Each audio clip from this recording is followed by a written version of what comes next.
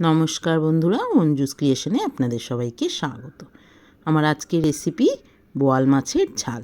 বোয়াল মাছটাকে আমি লবণ, হলুদ আর একটু সর্ষের তেল মাখিয়ে রেখে দিয়েছিলাম 10 মিনিট। কড়াইতে সর্ষের তেল দিয়ে তেলটা ভালো করে গরম হলে বোয়াল মাছগুলোকে ভেজে তুলে নিয়েছি। এবার ওই তেলের মধ্যে একটু ফুলকপি আর আলু ভেজে তুলে নিচ্ছি। এবার একটু পেঁয়াজ আর টমেটো দিয়ে দিয়েছি। পেঁয়াজ আর টমেটোটা ভালো করে ভেজে নিচ্ছি। দুটো চেরা কাঁচা লঙ্কা দিয়েছি। এবার পেঁয়াজটা ভাজা হলে ওর মধ্যে 2 চামচ আদা বাটা আর 1 চামচ ধনে গুঁড়ো দিয়ে দিয়েছি। দিয়ে মশলাটা ভালো করে কষিয়ে নিচ্ছি। খুব কম মশলা দিয়ে আমি এই মাছের রেসিপিটা তৈরি করেছি। এবার একটু হলুদ, একটু লবণ আর একটু কাশ্মীরি লঙ্কার গুঁড়ো দিয়ে মশলাটা কিছুক্ষণ কষিয়ে নিতে হবে। এবার একটু ফ্যাটানো টক দই দিয়ে দিয়েছি।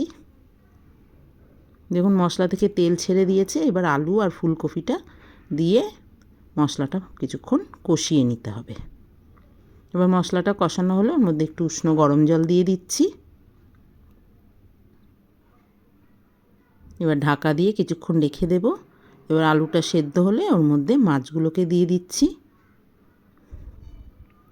এবার ওপর থেকে একটু গরম মশলার গুঁড়ো দিয়ে দিয়েছি আর একটু ধনেপাতা দিয়ে নামিয়ে বোয়াল মাছের ঝাল পরিবেশন করে দিয়েছি। দেখা হবে আবার নতুন কোনো রেসিপি নিয়ে। সবাই ভালো থাকবেন, সুস্থ থাকবেন।